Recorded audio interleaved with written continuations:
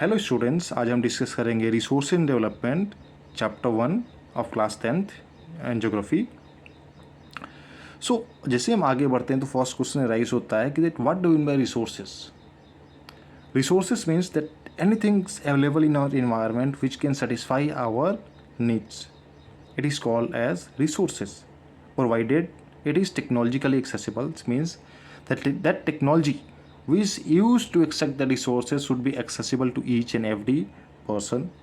Second, economically feasible means the cost of extraction of resources should be viable, should be possible to do very easily. जो हम extract कर रहे हैं, जो उसका कॉस्ट आ रहा है, वो क्या है, हर इंसान जो है अफोर्ड कर सके.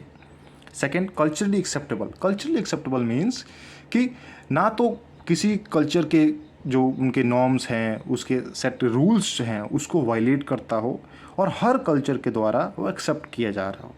सो according to the text books ये डेफिनेशन दे रखी है that anything which is present in our environment which can satisfy our needs provided it is technologically accessible, economically feasible and culturally acceptable is termed as resource.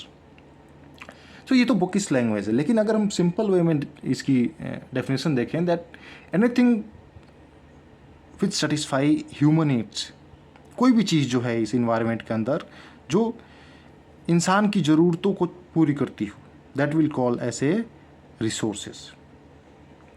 तो ये किसके ऊपर depend करता है? ये डिपेंड करता है टाइम एंड टेक्नोलॉजी के ऊपर डिपेंड करता है.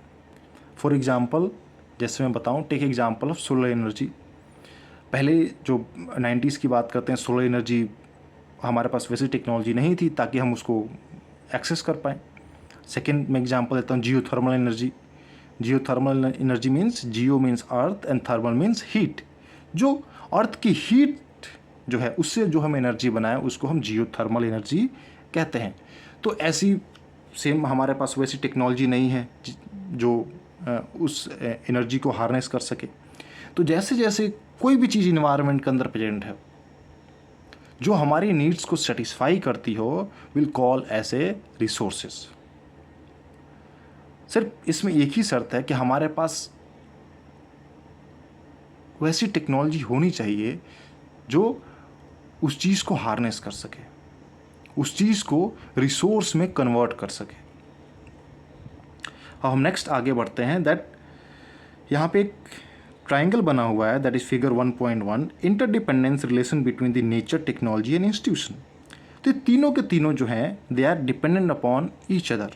सेकेंड, इसमें देखेंगे हम कि फिजिकल इन्वायरमेंट है, it is totally dependent upon human beings and this human beings dependent upon technology and institution. जब ह्यूमन बींग्स के पास टेक्नोलॉजी होगा और इंस्टीट्यूशंस होंगे, जब टेक्नोलॉजी डेवलप होगी तो ऑटोमेटिकली इंस्टीट्यूशन डेवलप होगा, या जब इंस्टीट्यूशन डेवलप होगा तब टेक्नोलॉजी डेवलप होगी, और जब ये दोनों डेवलप होंगे तो क्या होगा, इन्वायरमेंट डेवलप होगा, और जब इन्वायरमेंट डेवलप हो जाएगा तो ऑटोमेटिकली ह्यूमन बींग जो है वो बहुत ज़्यादा डेवलप कर सकता है. तो ये इंटरडिपेंडेंस जो है तीनों चीज़ों की बताता है.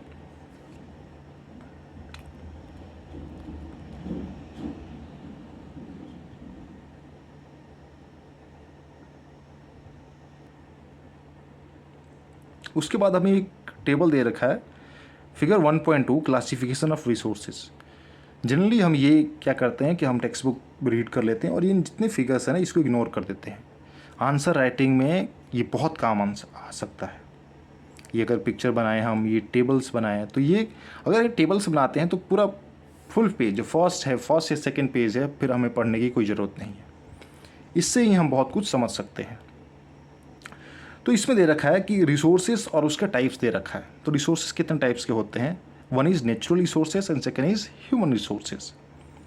तो नेचुरल रिसोर्सेज में फर्दर दो टाइप्स ऑफ रिसोर्सेज हैं. First is renewable resources and non renewable resources. इसको हम कन्वेंशनल और नॉन कन्वेंशनल रिसोर्सेज भी कहते हैं.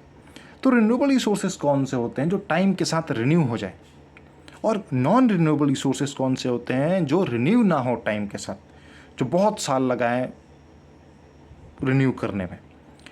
तो जो रिन्यूएबल रिसोर्सेज होते हैं तो उसमें बेस्ट एग्जांपल अगर दे सकते हैं हम तो विंड का दे सकते हैं, सनलाइट का दे सकते हैं, वाटर का दे सकते हैं, है ना, कि अगर हमारा अगर धरती पर देखें तो 71% जो है it consist of water and 29% of land. ये जो रिसोर्सेस हैं ये कभी ख़त्म होने वाली नहीं है। जैसे विंड एनर्जी है, विंड एनर्जी भी कभी ख़त्म नहीं होगी। जैसे सोलर एनर्जी है, ये कॉन्टिन्यूअस है, ये बहुत बहुत ही सालों तक चलता रहेगा। तो it is called as a renewable resources. फिर further renewable resources is divided into two types, that is continuous और फ्लो रिसोर्सेज, जैसे मैंने अभी एग्जांपल दिया wind and water. Second, biological resources. Biological resources further divided into two types. What do you mean by biological resources? Biological means life. Bio means life, and the resources.